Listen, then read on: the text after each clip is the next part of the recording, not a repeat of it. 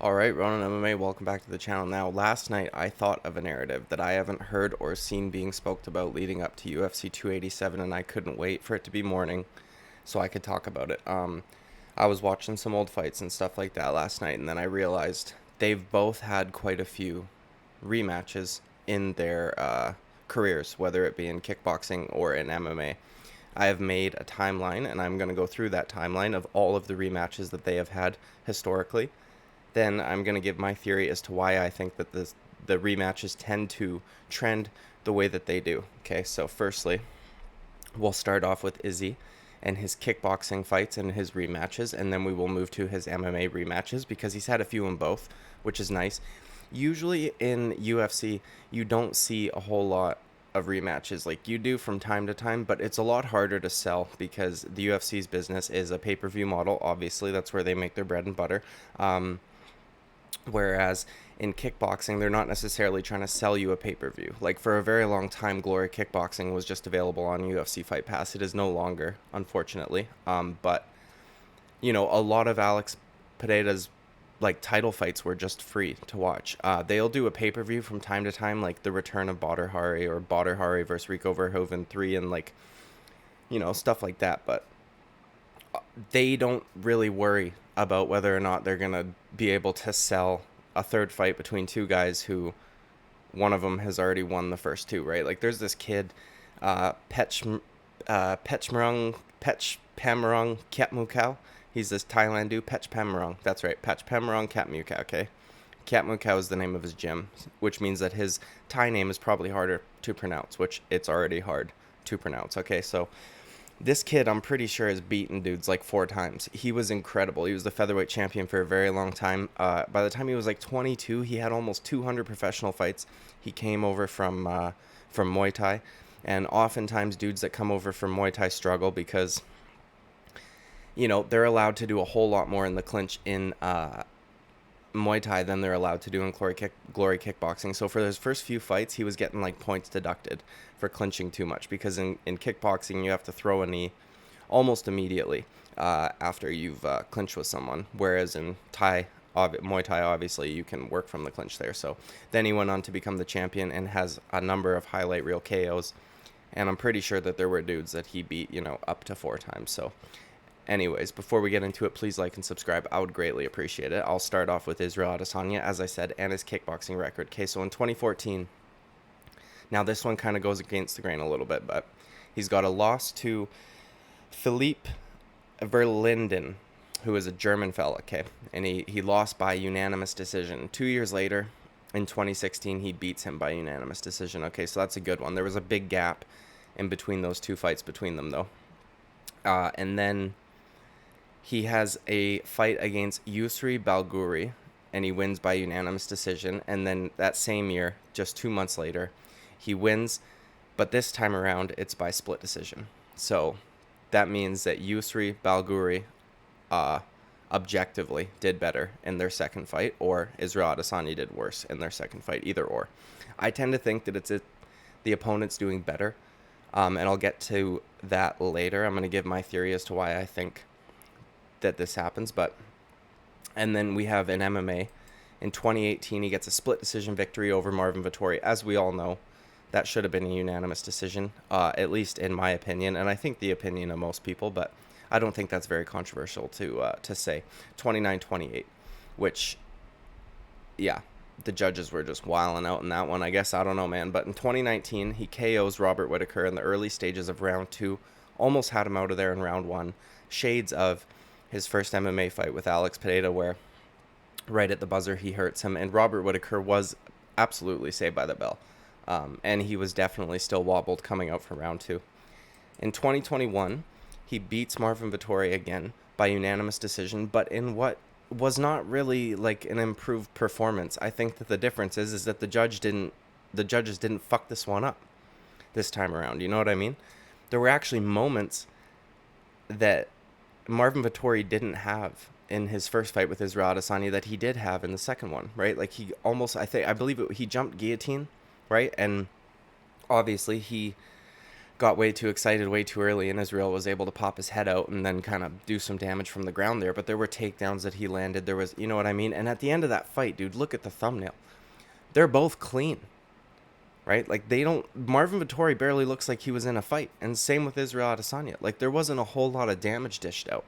So I would argue that Izzy made him look worse in the first fight. But just, I guess, you know, you look at the record, it shows that it was a split decision versus a unanimous decision. But we all know, or at least I think we all know, that that first fight should not have been a split decision. There was no way you could have scored that fight in favor of Marvin Vettori. In 2022, he has another chance at Robert Whittaker. This time around, though, in a fight that arguably he should have lost. I'm of the opinion that Robert Whittaker got 3 rounds in that fight, but I leave that to you to decide. But compared to a second, almost first-round finish, where now you go 5 hard rounds with this dude and arguably should have lost, I think it's safe to say you objectively did worse, or your opponent objectively did way better than they did the first time around, okay? Now we're going to move to Pereira's kickboxing rematches, which he has a lot of, by the way. In 2012, which, keep in mind, at this time, he would have been 24 years old, okay? He started training in his early 20s. So this is like maybe a couple years into his kickboxing training. He's fighting one of the best kickboxers in middleweight history, basically, dude. Jason Wilness is a fucking beast. For those of you who don't watch kickboxing, the guy's phenomenal, okay? And he lost by TKO. In 2015, he gets to fight Jason Wilness again, but this time, it's not a finish. He loses, but he loses by decision. So he objectively does better in this second fight against Jason Wilness. And to be fair, also, it's 3 years later. So he's now had a lot more time to improve and to actually hone in his kickboxing skills. Whereas the first time they fought, he's basically brand new. Like, you went from 24, couple of years worth of training. Now you're almost 30. You're 29 years old. You've been training for like nearly a decade, let's say. And you can see improvements. And Jason Wilness was nowhere near like past his prime at this point. Okay, in 2017, he loses to Yusri Balguri by unanimous decision. Same guy who beat Israel Adesanya, or didn't beat him, but took him to a split decision. In 2017, he beats Simon Marcus by unanimous decision over 5 rounds. Okay. In 2017, he gets revenge over Yusri Balguri via a TKO from a doctor stoppage. Okay. In 2018, they have the rubber match between Alex Pereira and Yusri Balguri. This time, starches the fella, okay? Starches the fella. And in the second fight, that doctor stoppage came in the 3rd round. This time, first round, KO, clean KO, not a TKO, KO with a right hook. So, figured out his opponent in the 3rd time round, fucking annihilated him, okay? In the first round, easy work. Now, in 2018, okay, he beat Simon Marcus again via unanimous decision. So, no real improvements, I guess you could say, but he still did it just as well as he did the first time. And Simon Marcus, for those of you who don't know, I believe he also beat Israel Adesanya in a kickboxing match. He is another incredible kickboxer who's been around for a very long time. He is a staple at the top of the middleweight division in Glory kickboxing. Okay, so 2019, his 3rd fight with Jason Wilness. He finally gets his revenge, and it was fucking horrible for Jason Wilness. After landing a brutal head kick, which split Wilness open, clearly rocked him real bad, okay, dropped him. The ref gives him the count. Wilness is fine to go back in, apparently. And then Alex Pereira goes, nah, he's not. I'm going to kill him. And he runs out there with a jump, flying, whatever you want to fucking call it, scissor knee, and just lights out, okay? So finally, in this one, it really shows it. Like, the first time he beats him, he loses. Not just loses, he gets stopped.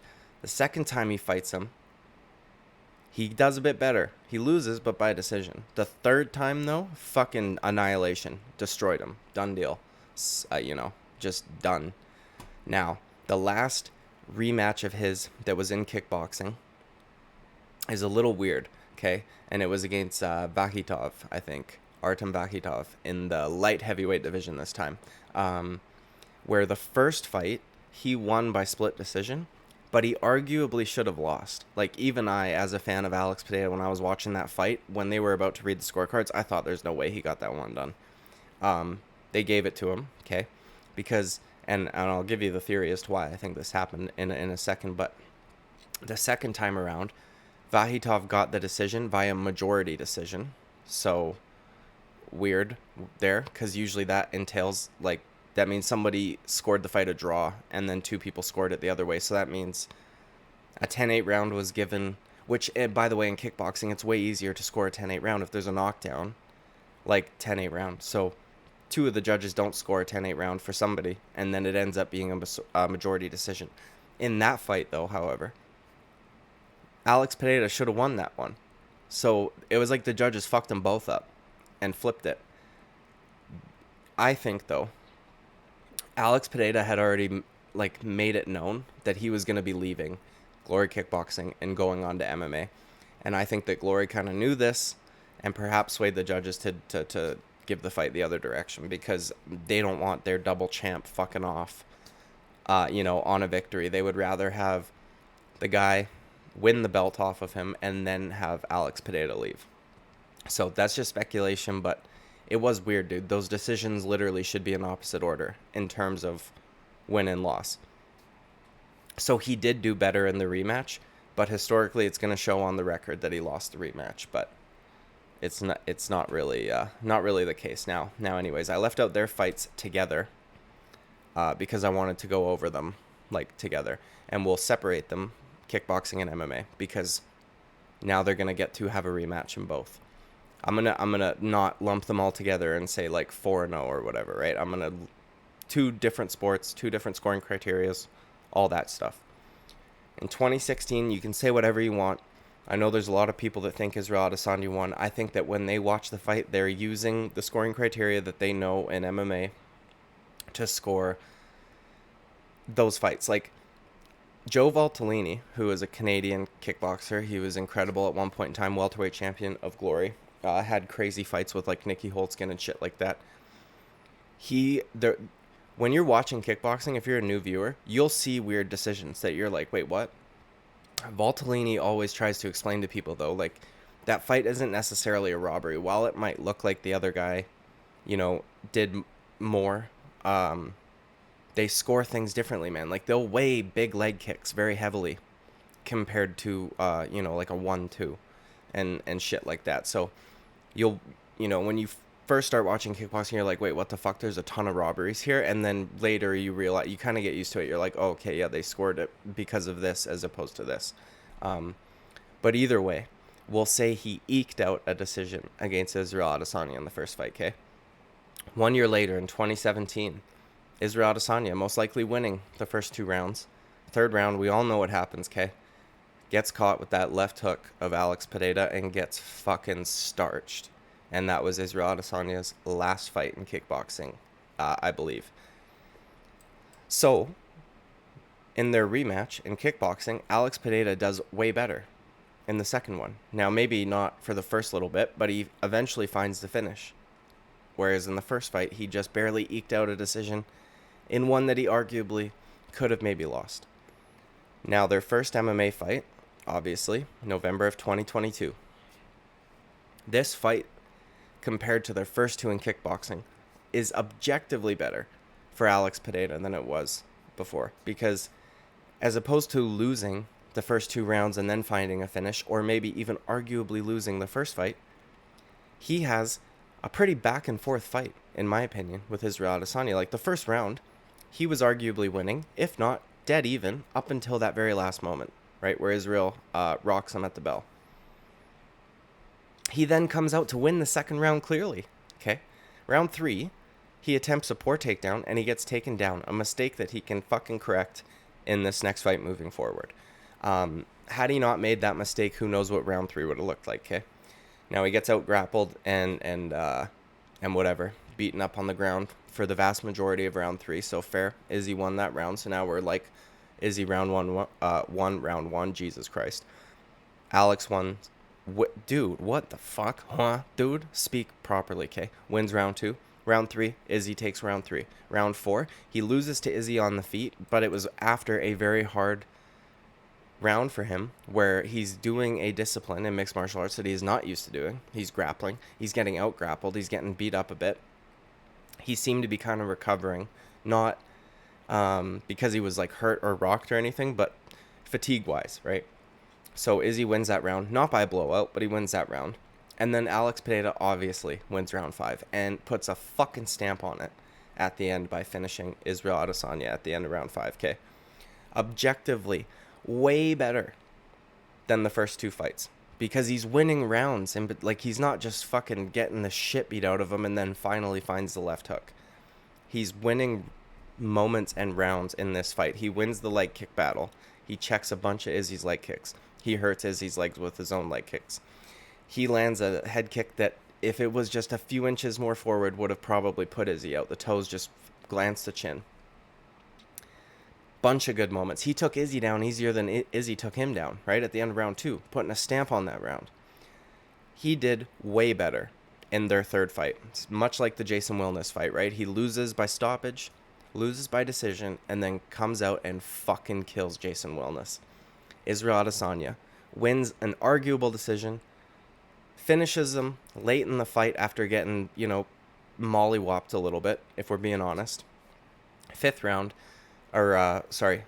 fight, comes out and fucking has a close back and forth and then stamps it off with a finish. There seems to be a trend here for me that Alex Pereira does way better in rematches historically than Israel Adesanya does. And I think that the reason for that is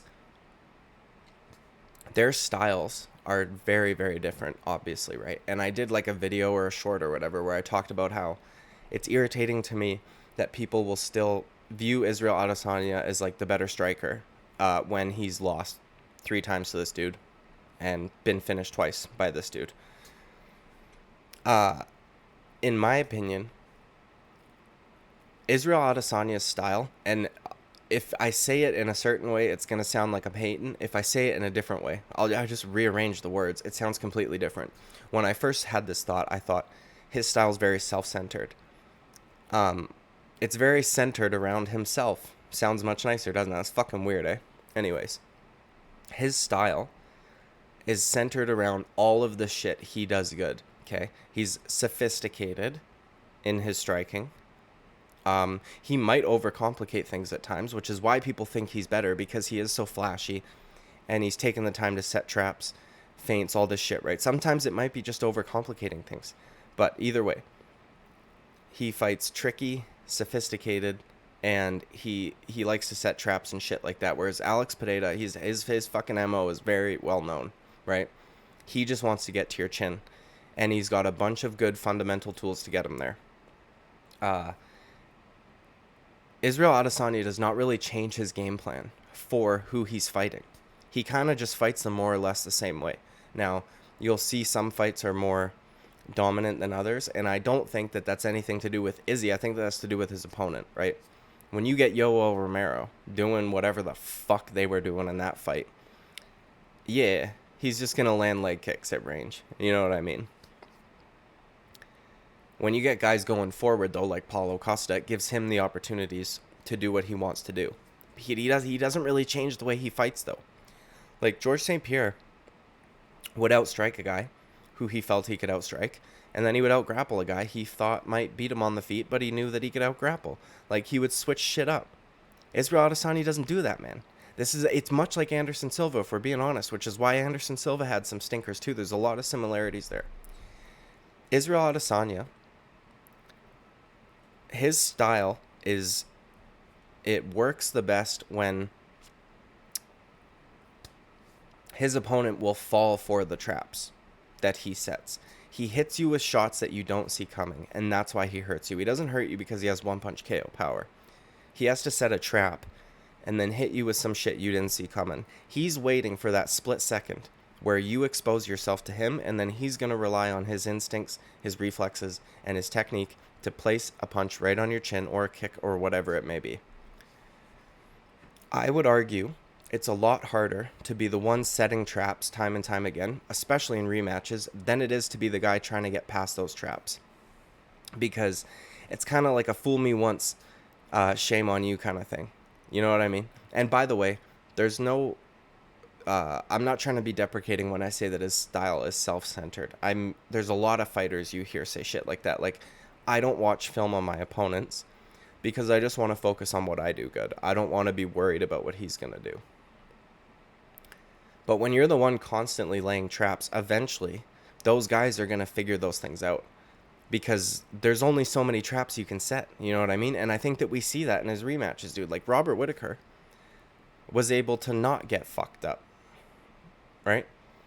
He did not see that left hook coming. Israel Adesanya, and, you know, credit to him and his flexibility and his body type and all that shit, dude. I know his body type has nothing to do with him, but still. When Robert Whittaker rushed in there, he leaned back so fucking far. His left hook is completely out of view. Not even in Bobby Knuckles' peripheral can he see that shit coming, and he fucking clipped him with it. It was a perfect punch. Clean on the chin, put him down, okay? But if he was to land that punch on somebody and they saw it coming, it's not going to have the same effect. And while he was able to drop Robert Whittaker in round one, it was kind of also that Robert looked like off balance. It was not nearly as bad as the knockdown that happened in the first fight, in the first round. Alex Pereira doesn't have to fucking worry about that shit. Like, that's why Izzy has stinkers, though, because if people are too afraid or too tentative to fall for his traps, they're just not going to move forward.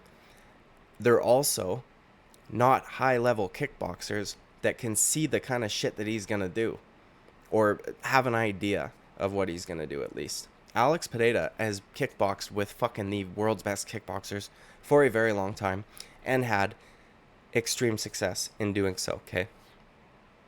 And I think that this is why Israel Adesanya had a few losses in glory, because, like, his style, while it's very pretty and can work good against guys who might not be the highest of level, right, which is how he kind of accrued his highlight reel that he has in kickboxing, once you get to those top of the food chain dudes, they're not going to fall for that shit.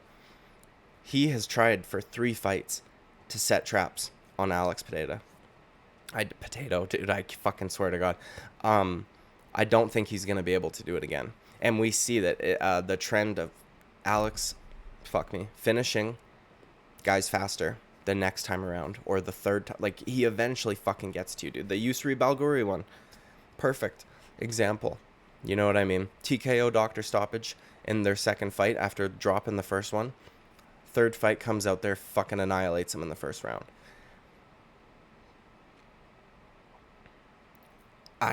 There's a lot of film on Israel Adesanya too. You can figure out the shit that he's doing, the traps that he's trying to lay, all of that. Alex Pereira, you don't need to watch film. You know what the fuck he's gonna do. You know what he's trying to do. But it's just whether or not he can get there. And he's got 25 fucking minutes to hit him once. And he historically does much better in rematches, in my opinion, than Israel Adesanya. If you guys think I'm reaching here, let me know in the comments. If I'm reaching. If this is not a good narrative, let me know. But I think it is. Because Alex Pereira has to keep a few mental notes. Like, there were a few times in the first MMA fight between these two where Alex Pereira almost landed his left hook. Like, it just fucking kissed the nose or the chin of Israel Adesanya. Okay, mental note. Next time, you know what I mean? Get a little bit closer. Or a little bit more this way. You know what I mean? Whereas Israel Adesanya is like, I gotta feint. I gotta show this. And then let's see what he does. And then from there, okay, now next time when I do this and then that, I'm going to do, like, there's so much shit that he has to think about because he's trying to lay traps. And credit to him, dude, because the reason he has to fight like that is because he doesn't have a fucking God-given death touch, like KO power like Alex Pereira. Like, he just doesn't. He has to set you up and get you with something that you don't see coming in order to fucking hurt you. And the shitty thing for him is what happens if he sets that trap, right? And he's able to catch you with some shit and it doesn't hurt you, then what? Do you think he's going to get you with that same trap again? Not if you're a fucking high-level striker like Alex Pereira. He's going to be like, Kate, not doing that again. Like, I don't think that Israel's going to be able to fucking rock him the way that he did in that first round in this fight. And I think that the only real way around this is if Israel Adesanya is to fucking go full hog at him, which I think is also just as, if not more dangerous than just continuing to fight the way that he fights. You know, so it is what it is, man. It's unfortunate for him. I really truly feel like this guy's just got his number. And not only that, he does so well historically in rematches. He will eventually fucking get you. He's the legit boogeyman, dude. If you fucking got him at one point in his career, watch out. Because he's going to come get you, dude. And you're going to wish that he didn't. Because he's a fucking savage and he's going to hurt you bad. And that's the thing, like, Israel Adesanya and all of his, where he wants to make a statement, all of his fights where he wants to make a statement, all of his rematches, he's not able to do it. He's not finishing the guy. You know what I mean? I mean, how much better could you possibly do than the first fight against Bobby Knuckles, right? Finish him in the first round, I guess. I mean, at minimum, you'd think you'd want to finish him again. But what it shows me is that the second time around, fighting Israel Adesanya isn't as hard. I think that oftentimes guys are frozen by the style bender, okay? They're frozen by all the tricky shit that he does. They're tentative. They don't want to go in there. Or in the case of Robert Whittaker, he's like, I'm just going to fucking go in there. Which is kind of what happened, right? And then in the second fight, he took things a bit more calculated. He was a bit more calculated with his approach. But I think that the second time fighting Izzy is oftentimes a lot easier for guys. Because you get in there and you go, oh, okay, I've seen this before. He's trying to do this. I've seen this before. He's about to do that. He stance switched from here. He does this. You know what I mean? Every single thing you're able to get information on. Whereas there's no information needed on Alex Pereira. He wants to fucking hit you. Done deal. And he's got a lot of good fundamental tools to do so. He's got good range management. He's fucking good everywhere, dude. He is a phenomenal kickboxer. Just because he's not as flashy, okay, or even we could say as sophisticated in his approach, because he's not trying to set traps. He's just not overcomplicating shit. He knows if he hits you, you're fucking dead. So he's not gonna bother with that shit. He just is gonna go forward and be confident in his ability to take a shot if you got it, and to land one on your chin and put you fucking out, okay? That's the end of this video, dude. Again, let me know if I'm reaching. Let me know if you think this is a good narrative. I literally haven't seen or heard anybody talking about this, so I was quite pleased with myself when I came up with this topic. Like and subscribe. I would greatly appreciate it. I'll thank you in advance because I'm Canadian, eh? And I will see you at the next video. Bye-bye.